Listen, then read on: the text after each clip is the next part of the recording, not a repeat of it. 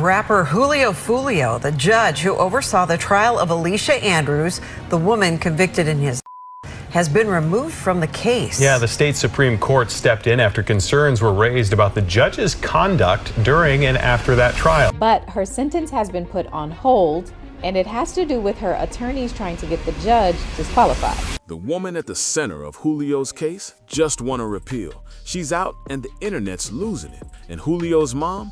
Her reaction was heartbreaking to watch. You could feel the pain, the shock, and the anger all over her face. But before we get into how Julio's mom responded to this unbelievable twist, we gotta talk about how she even pulled this off. This move right here might be one of the boldest legal plays we've seen in a long time. This story is straight up wild. So let's break it down real quick. Alicia Andrews, yeah, her, was the first to go on trial out of the 5 people linked to the Julio case. And at first, everyone thought the prosecutors had her locked in. They had her phone records, travel data showing she went from Jacksonville to Tampa, cell tower pings, even surveillance footage. They thought this was a done deal, a slam dunk case. But nah, that's when things flipped completely. Alicia Andrews' defense team pulled a move that nobody expected. They filed an appeal right after she was convicted of manslaughter and somehow got her sentencing paused. Then get this. The appellate court actually granted the appeal and even took the judge off the case. When that news dropped, I was stunned. Like, wait, what just happened? This whole situation is turning into something no one saw coming. The judge actually got removed from the case for being biased. Can you believe that? Let me break down what went down in that courtroom, because this is where everything went off the rails. Alicia's lawyers, shout out to Jeremy McLean and his crew, had receipts for everything. They caught the judge acting in ways that made it clear she wasn't treating the defense fairly from the start. First off, things started looking off during jury selection. Alicia's legal team tried to remove potential jurors who openly said they didn't understand rap music or lyrics. And that's wild, because this case was deeply tied to rap, street culture, and all the drama that came with it. Like, how can you fairly judge a case if you don't even understand what it's about? But the judge denied that request completely. She made them keep jurors who literally said they couldn't relate to the culture. That's unreal. And just when you think it couldn't get worse, here comes the next part. During opening statements, the judge told both sides they had 1 hour each, no exceptions. But when the prosecutors started talking, they went 2 full hours. The defense tried to bring it up quietly in a sidebar, but the judge just denied it and claimed she never set a time limit. The crazy part, it was all caught on video. The footage clearly showed her saying, "You guys each have 1 hour." So yeah, she said it, got caught on camera, and acted like nothing happened. That's straight up disrespectful, no lie. And it didn't even stop there. All throughout the trial, whenever Alicia's lawyers tried to object to something, the judge would shut them down immediately. She wouldn't even let them explain why they were objecting. And when they asked to step aside for a quick sidebar to discuss things privately, she just kept saying no. You gotta understand how serious that is in court. When lawyers can't properly make objections on record, it becomes almost impossible to appeal later on. It's like the judge was quietly blocking them from setting up their defense for the future. Super questionable behavior, if you ask me. Let me break it down for you, because this is where her bias really showed. Whenever the defense tried to cross-examine witnesses, the judge would rush them like she was on a timer. She even told them to fast forward through video evidence they were trying to show the jury. Can you imagine? You're fighting for your client, trying to show crucial footage, and the judge basically says, "Hurry it up." That's unbelievable. Meanwhile, the prosecutors were given 6 entire days to present their side. 6 days. But the defense, they were pushed to move fast like they were running out of time. That's nowhere near fair. And here's what really locked in the appeal. The judge kept telling the jury, "Don't worry, we'll have this case wrapped up by the end of the week." Like what? Saying that before the defense even finished calling all their witnesses? That's like putting a time limit on someone's whole future. Alicia was staring down 15 years behind bars, and the judge was more focused on finishing the trial before the weekend. That's unbelievable. Her lawyers documented at least 14 separate examples of biased behavior. 14. And when they filed their appeal, they called out the judge for what they described as a straw man setup. Basically, the prosecutors kept twisting the defense's words, making their points sound weaker so they could easily shut them down, and the judge just sat back and let it happen.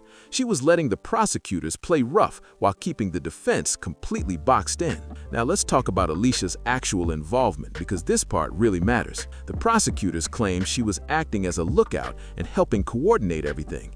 They said she helped track Julio while he was out in Tampa the night he lost his life. And the evidence they brought to court looked serious, no doubt about it. Alicia and her boyfriend, Isaias Chance, better known as Gutter Z, made the trip from Jacksonville to Tampa. But according to prosecutors, this wasn't some chill getaway. It was something way more serious. Phone data showed Alicia's phone pinging all over Tampa, tracking Julio's moves from spot to spot. There was even surveillance footage showing Alicia and Gutter Z sitting in a parking lot outside a club where Julio was making an appearance. They never went inside, just sat there for hours. And during that time, investigators said Alicia's phone was sending updates to the group involved, messages like "he's here" and "he's moving." Then, around 4:30 in the morning, Julio left his last event and went to a hotel near USF to get some rest. And who shows up at that same hotel? Alicia and Gutter Z. The phone records show more messages being sent right after they arrived. Stuff like, "he's here, come now." Not long after that, surveillance cameras caught their car leaving, and moments later, another vehicle pulled up to where Julio was parked. That's when things turned violent. Julio's car was hit multiple times. The whole thing was devastating. And here's the part that really shocked everyone. Alicia had rented an Airbnb for the trip, and after everything went down, the three men connected to the incident reportedly showed up there with the weapons still on them. And Alicia? She was right there inside that house with him. The very next day, they all drove back to Jacksonville together, acting like nothing had even happened. Alicia's defense team argued that she had no idea what was really going down. She said she thought she was just taking a trip with her boyfriend and somehow got caught up in something way bigger than she realized. Her lawyers even brought up that Gutter Z had a history of being controlling and aggressive toward her, that he'd take her phone and keep her under pressure. They tried to show that she was scared and being manipulated, but the judge wasn't having it. The court ruled that being mistreated in a relationship wasn't a valid defense for being connected to a violent crime. And honestly, that part was legally correct. You can't claim fear as an excuse for helping plan an attack. But here's where it gets complicated. Even though Alicia was clearly mixed up in something serious, the real question was, did she know what was about to happen? Or did she think it was just going to be some kind of confrontation, maybe a fight or a scare tactic? That's the difference between a premeditated act and a tragedy that went too far. At the end of the trial, the jury went with manslaughter instead of the more severe charge, believing she had a role but didn't foresee the tragedy that happened. Now let's talk about Julio's mom, because this part hits deep. After Alicia won her appeal and got the judge removed, Julio's mother was crushed. She's been fighting non-stop for her son's justice, attending every court date, talking to reporters, and demanding that everyone involved face the harshest sentence possible. And honestly, who can blame her? That's her child.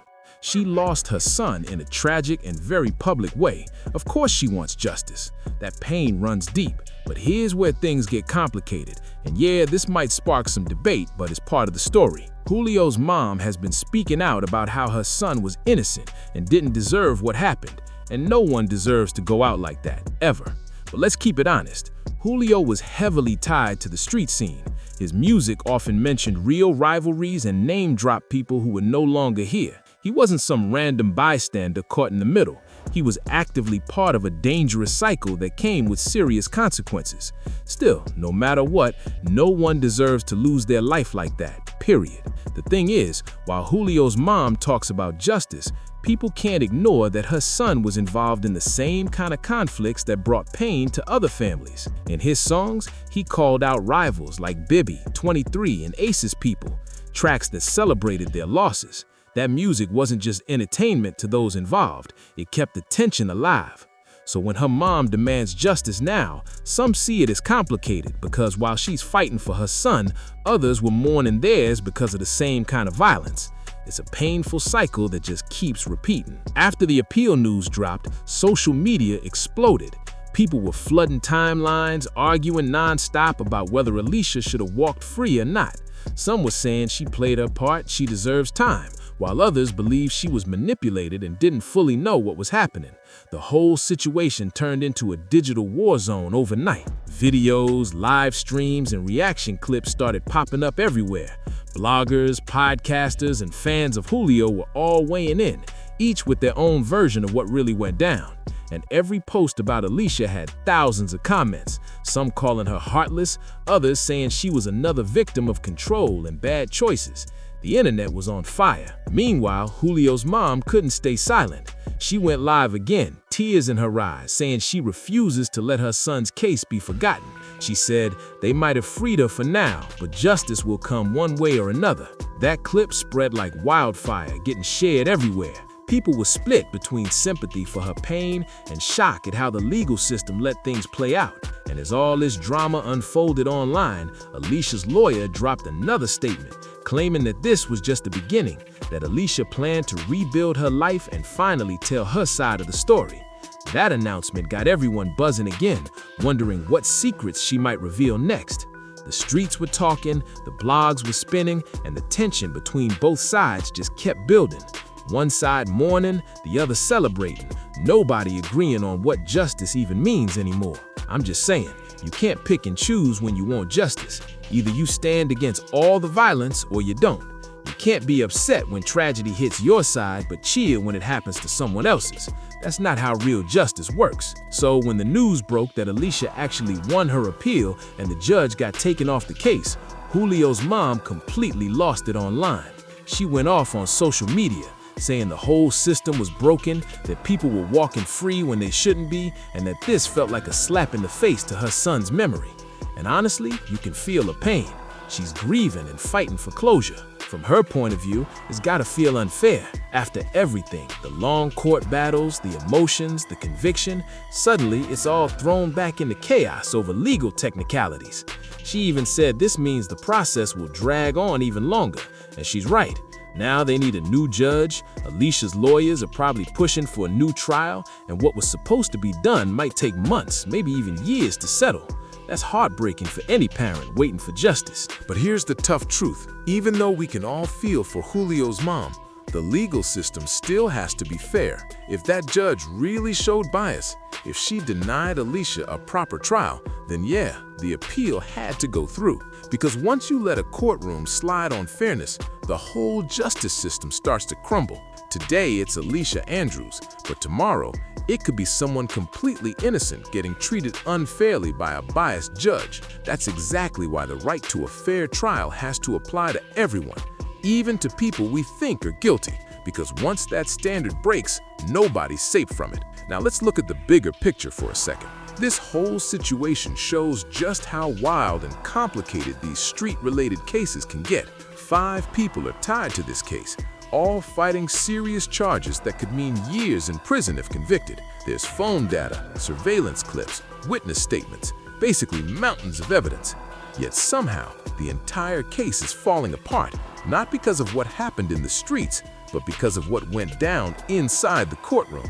The other 4 defendants, Rashad Murphy, Isaiah Chance, and Sean Gathright, are all still waiting for their trials. But now that Alicia's case got flipped upside down, you know their lawyers are watching everything closely. They're going to use what happened in Alicia's trial to strengthen their own defenses, pointing to the same judge, the same courtroom behavior, and the same bias. And that's where things could get messy for the prosecution. Because when a judge doesn't run a fair courtroom, it doesn't just affect one case, it can shake the whole thing. This judge was so focused on pushing for a conviction, so focused on wrapping the trial fast, that she might have ruined everything. So what happens now? A brand new judge is about to take over the case. Alicia's lawyers are pushing hard for a completely fresh trial, and honestly, they might just get it. If that happens, the prosecution will have to start all over again. That means representing every piece of evidence, recalling every witness, and trying to convince a new jury to see things their way. But here's the wild part. Alicia's already been locked up for more than a year and a half. She was arrested back in July 2024, and now it's 2026. If she ends up getting a new trial and somehow wins, or even lands a plea deal that counts her time served, she could actually walk out free after being tied to one of Jacksonville's most talked about cases ever. That possibility has everyone stunned. Some people are saying she might strike a deal for around 5 years, and with time served plus good behavior, she could be out in another year or two. But others believe the prosecutors won't back down this time. They'll double up and go for that first-degree charge all over again. At this point, no one knows which way it'll swing. This entire case feels like something out of a movie. You've got a tragic passing that shook the city, a judge accused of bias, a mother fighting for justice, and defendants doing everything they can to stay out of prison. It's a full-blown storm of emotions, legal twists, and unanswered questions. Julio's mom is hurting, deeply, and I truly feel for her. Losing a child is something no parent should ever experience. But at the same time, we can't ignore that Julio was caught up in a world that made this kind of ending far too likely. Still, that doesn't mean anyone deserves to lose their life like that. What it does mean is that fairness in the courtroom matters just as much as justice in the streets. Alicia Andrews might have played a role in setting things up. That's what the evidence seems to show. But if the judge was truly biased and she didn't get a fair trial, then that conviction can't stand. That's just how the system works.